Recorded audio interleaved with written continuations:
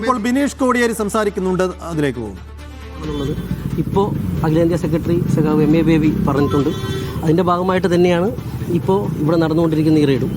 ഇത് സ്വാഭാവികമായിട്ടും ED സംബന്ധിച്ചിട്ട് കാലാകാലങ്ങളിലായിട്ട് ഇപ്പോൾ നടന്നുകൊണ്ടിരിക്കുന്ന റെയ്ഡുകളെ സംബന്ധിച്ചിട്ട് നമുക്കെല്ലാം അറിയുന്നതാണ്. അപ്പോൾ കുടുംബാംഗങ്ങളെ ടാർഗറ്റ് ചെയ്യുക, കുടുംബാംഗങ്ങളുടെ പേരിൽ കേസുകൾ ഉണ്ടാക്കുക, അത്തരത്തിൽ അവർ പ്രതിനിധാനം ചെയ്യുന്ന അല്ലെങ്കിൽ അവരുടെ കുടുംബാംഗങ്ങളിൽ പ്രതിനിധാനം ചെയ്യുന്ന അച്ഛനോ അമ്മയോ ആരാണ് പ്രതിനിധാനം ചെയ്യുന്നത് അവരെ തകർക്കുക എന്നുള്ളതിൻ്റെ ഉദ്ദേശത്തിൻ്റെ ഭാഗമായിട്ട് തന്നെയാണ്.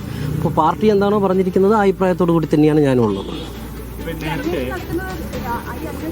കോടതി ഇന്നലെ സ്വീകരിച്ചതുകൊണ്ടാണ് അതിൽ ആ കേസിന് അല്ലെങ്കിൽ റെയ്ഡ് നടന്ന് അതിൽ തെറ്റൊന്നുമില്ലെങ്കിൽ അദ്ദേഹവും മകളും അത്യശുദ്ധി പറ്റി വരുന്നതല്ലേ നല്ലത്. കേസ് നടത്തുന്നതിനോ റെയ്ഡ് നടത്തുന്നതിനോ ഇവിടെ ആരും തടയുന്നില്ലല്ലോ. ഇപ്പം ഞങ്ങളിവിടെ വന്നിരിക്കുന്നത് റെയ്ഡ് തടയാനോ അല്ലെങ്കിൽ റെയ്ഡ് നടത്താൻ പാടില്ല എന്ന് പറയാനോ അല്ലല്ലോ ഞങ്ങളെല്ലാവരും വന്നിരിക്കുന്നത്. ഞങ്ങളുടെ പാർട്ടിയുടെ പോൾ ബ്യൂറോ അംഗമായിട്ടുള്ള സഖാവിൻ്റെ വീട്ടിൽ, അപ്പോൾ സഖാവ് ഇതിൻ്റെ അകത്ത് പ്രതിയല്ലല്ലോ, ഇതിൻ്റെ അകത്ത് പ്രതിയായിട്ടുള്ള ആൾ കുടുംബാംഗങ്ങളാണ്. ആ കുടുംബാംഗം പ്രതിയായിട്ടുള്ള ഒരു കേസിൻ്റെ അകത്ത് ഇപ്പോൾ പിണറായി സഖാവിനെ പോലും പുറത്തിറങ്ങാൻ പറ്റാത്ത രീതിയിലേക്ക് തടഞ്ഞു വെച്ചുകൊണ്ടുള്ള റെയ്ഡാണ് നടക്കുന്നത്. അത് ശരിയല്ല എന്നുള്ള അഭിപ്രായമാണ്. ആ അഭിപ്രായത്തിൻ്റെ ഭാഗമായിട്ടാണ് ഈ പറയുന്ന ആളുകളാരും തന്നെ ഒരു ആഹ്വാനം കൂടാതെ എല്ലാ പ്രവർത്തകരും ഇവിടെ വന്നു ചേർന്നുള്ളൂ. അത് സ്വാഭാവികമല്ലേ. ഇപ്പം ഞാൻ ആദ്യമേ പറഞ്ഞു നിർത്തിയതല്ലേ. ഇപ്പം ഇതിൻ്റെ അകത്ത് പിണറായി സഖാവ് പ്രതിയല്ലല്ലോ.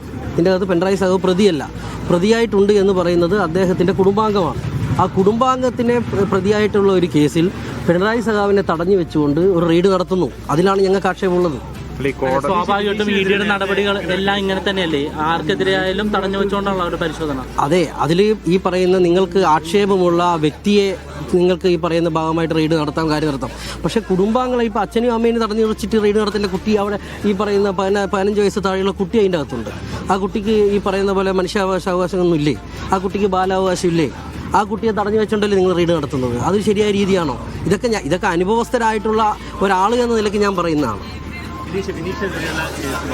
അതൊരു പ്രൈവറ്റ് വ്യക്തിയുടെ, ഒരു സ്വകാര്യ വ്യക്തിയുടെ കേസാണ്, പാർട്ടിക്ക് അതിൽ റോളില്ല എന്ന നിലപാടാണ്. പക്ഷേ പിണറായി വിജയന്റെ മകൾക്കെതിരെയുള്ള കേസ് വന്നപ്പോൾ അതിനെ എല്ലാം മറന്ന് CPM നേരിട്ട് രാഷ്ട്രീയമായി തന്നെ പ്രതിരോധിക്കുന്നതാണ് കാണുന്നത്. ഇതൊരു ഇരട്ടത്തപ്പാണ് എന്നുള്ള വിമർശനം പലരും ഉന്നയിക്കുന്നുണ്ട്. എന്താണ് അങ്ങയുടെ അഭിപ്രായം? അല്ല, അത് രാഷ്ട്രീയപരമായിട്ടുള്ള മറുപടിയാണ്. ഞാൻ രാഷ്ട്രീയപരമായിട്ടുള്ള മറുപടി എന്നുള്ളതിലുപരി എൻ്റെ നേതാവാണ് സഖാവ് പിണറായി വിജയൻ.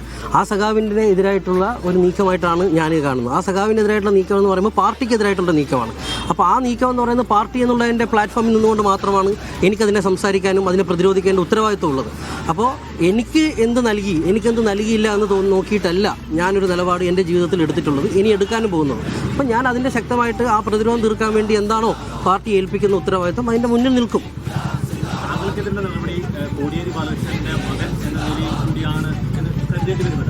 ആ തരത്തിലുള്ള ഒരു പിന്തുണ അന്ന് താങ്കൾക്ക് ലഭിച്ചത് ഒരു ചോദ്യമല്ല.